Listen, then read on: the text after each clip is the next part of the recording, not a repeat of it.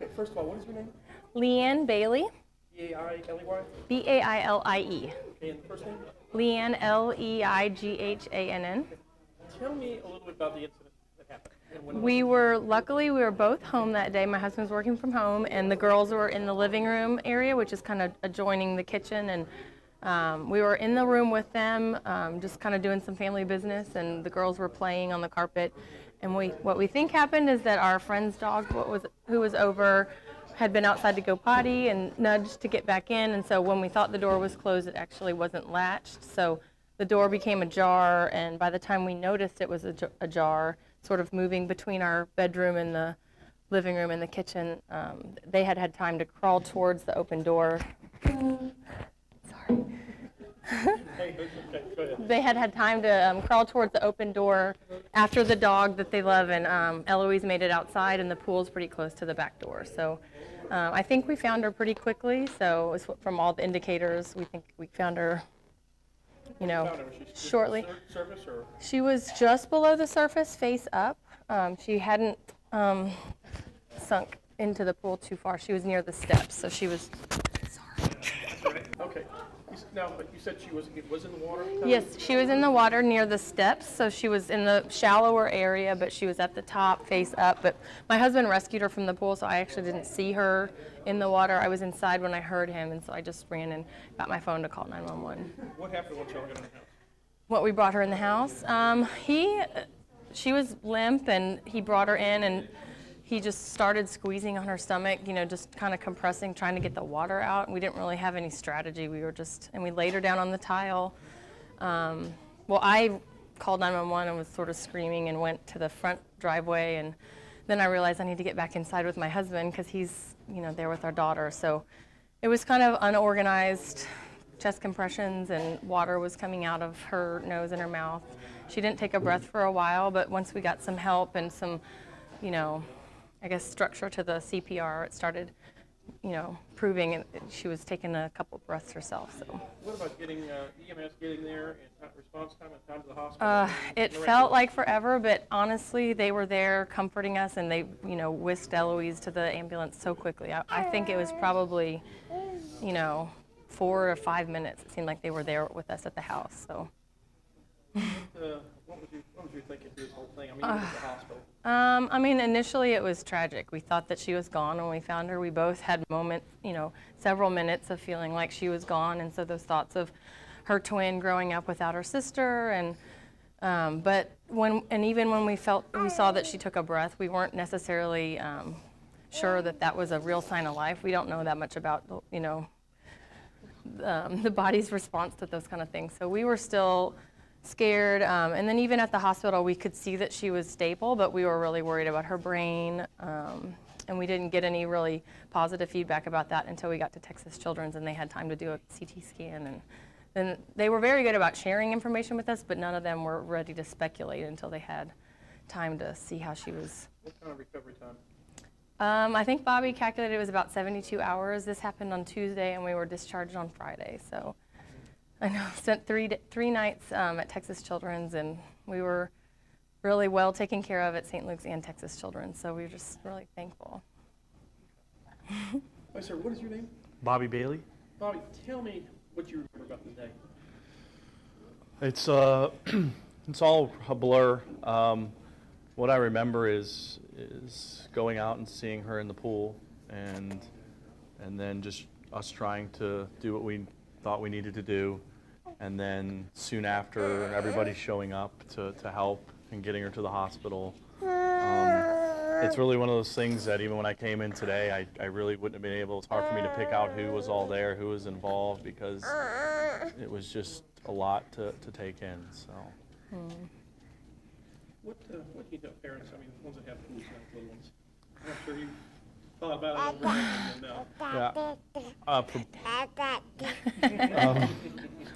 it. For both of us, it's completely changed our perspective. Obviously, we thought we had everything.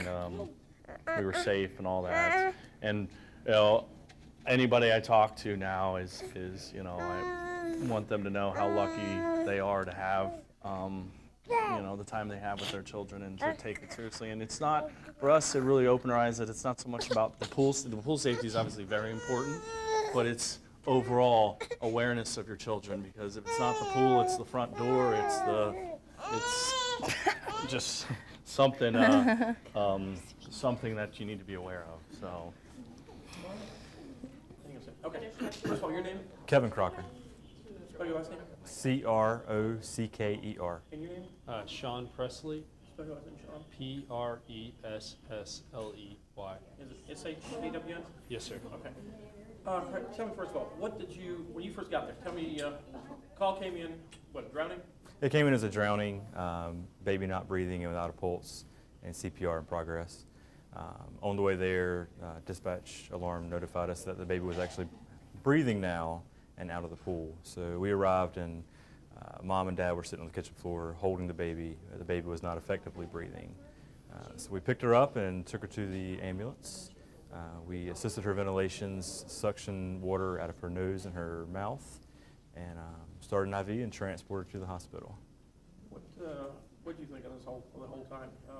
Seeing this little child here on the floor when you got there? It's scary. So I have kids myself, so it's kind of hard not to bring that into play. But I knew that she was breathing on her own, which is always a good sign. So we were very, very hopeful that, you know, with the dad's CPR and being out of the water so quickly and getting to the hospital so quickly, that she would have a quick recovery time. First of all, your name and your title. My name is Kim Brown. I'm a dispatch supervisor here at Mchd. Tell me about this call that came in. What was last year? No, it was a couple weeks ago. Okay, all right. Tell me about this call when it came in. It was one of those calls that you immediately go into emergency mode as soon as you... Okay, tell me a little bit about the call.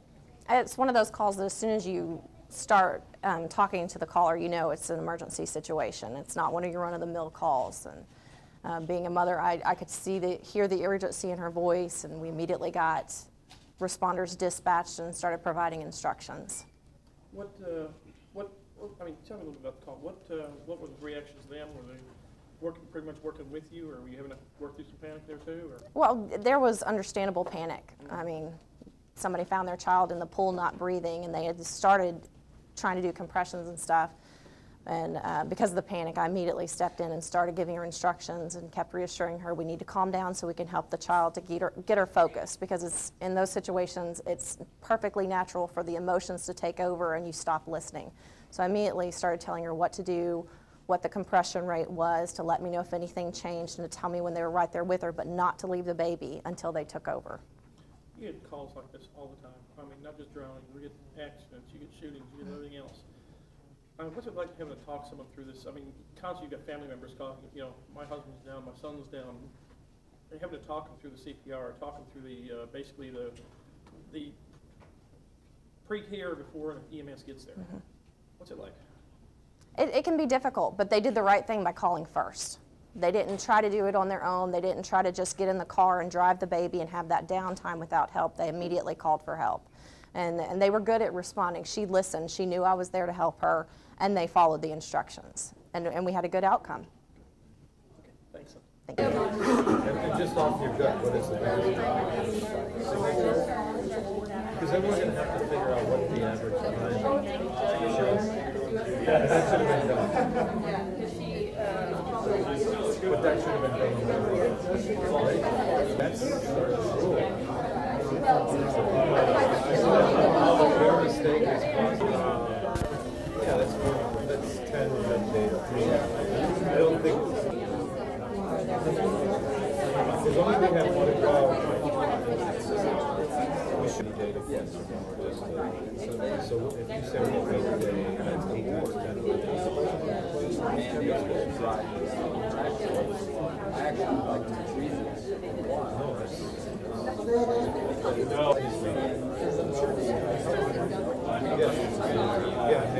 Yeah, but that's Hey, how are you? Nice to meet you. Okay, great. 20%. I recognize him. Well, everybody I recognize. How are you? Congratulations. Thank you so much. I was telling him, I have part-time member. Yeah, so you was I think they're twins. Yes. The other one, I don't know. I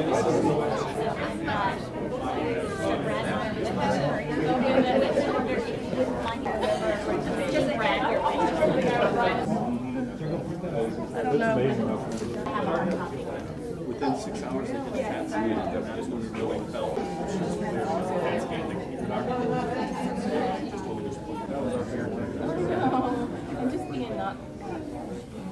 Is continued path down life and kind of the joining of getting everybody involved that was responsible for that day. I'd like to introduce the parents, Bobby, Leighann. Leighann is holding Eloise, and I didn't get the name right. One call center personnel was Kim Brown, and we also had response from Woodlands Fire Department, who is also with us today. So my job is just kind of to initially facilitate the discussion and get everyone together and kind of celebrate what happened that day. You know, it certainly wasn't an accident, and you know, we find that this doesn't happen overnight, and it's not luck.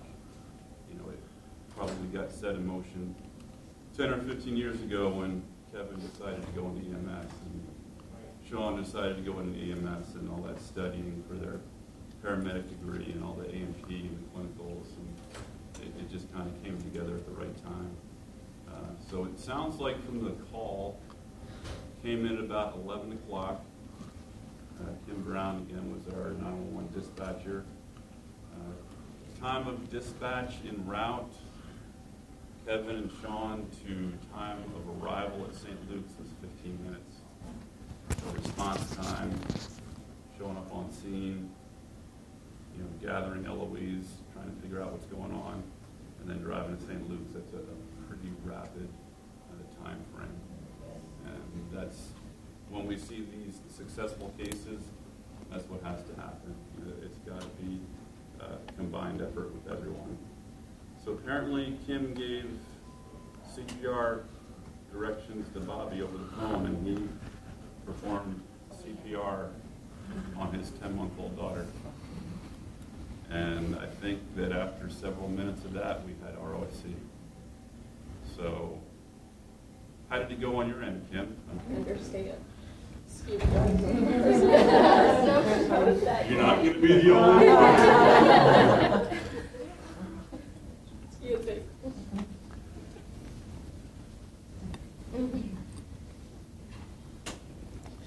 It was the grace of God and our knowledge that we have here at this agency that helped me to be composed and helped you through that time. And y'all did such a great job of immediately getting her out and calling for help. Excuse me, I'm such a mess.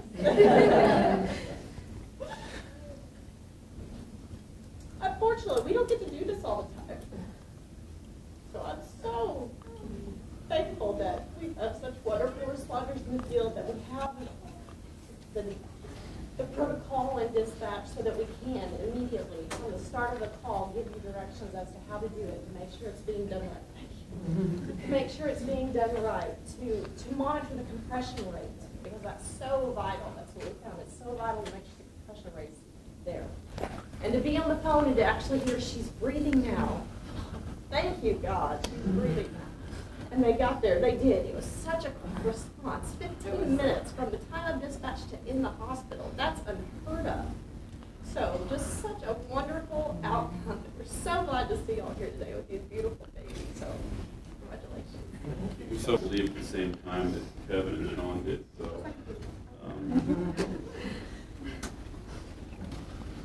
you know, and this is our job. This is what we do day in and day out. But we couldn't do it without the combined effort of our call takers, you know, people doing CPR, our fire departments that we work with. So, Shawn, initially the baby was not breathing. They didn't have a pulse, and they were doing CPR. They updated us on the way and said the baby was breathing. So we appreciate Lauren for doing their part. The kitchen floor with Eloise, and she was soaking wet in a puddle of water, and was breathing, but it was very, very ineffective. Not deep, not enough respirations to sustain life. So we snatched her up and we took her outside and started breathing for her and suctioned her airway and started an IV. I think it was a great team effort from everybody involved, and I couldn't do it without you guys day in and day out. I mean, you guys are there to support us and we appreciate it. So Shawn did a great job. I appreciate having that. And, Patrick's not here. He was our supervisor that day, and just an amazing set of hands. She was moved out of the PICU to the Pressley step-down floor on Wednesday night, and we were out of the hospital on Friday. I was telling some people that we took her to our pediatrician on Monday, the following Monday, to know that this had happened. We would never know by looking at her, because she was completely back. She was back to herself by Friday. I mean, she was playing and hanging out in her little crib in the hospital. So it's just a testament to everybody's quick reaction, quick response. We're gonna, give it to you guys, commemorate it. We're gonna give it to the paramedic crew, the engine crew. We're gonna take a bunch of pictures here. And if it's okay with you guys, we've got a wall you probably saw walking in where we try to let everyone know that the good things that come. Picture up there in our save wall, and we're excited to have you guys be part of it. My deputation is going to be okay to personally get to meet you guys again and thank you. Well, and so everyone knows before. I think they did a little bit of both. I think they kept them in the same early on, and then they split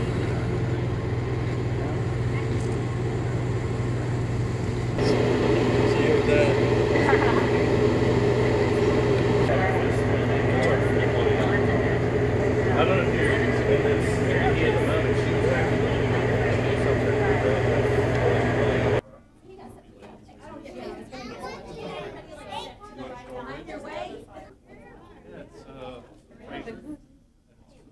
good. The credit card's not there.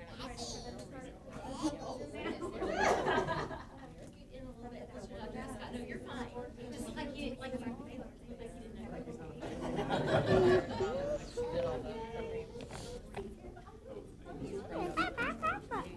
Did you get the blueberry cream cheese? Yummy.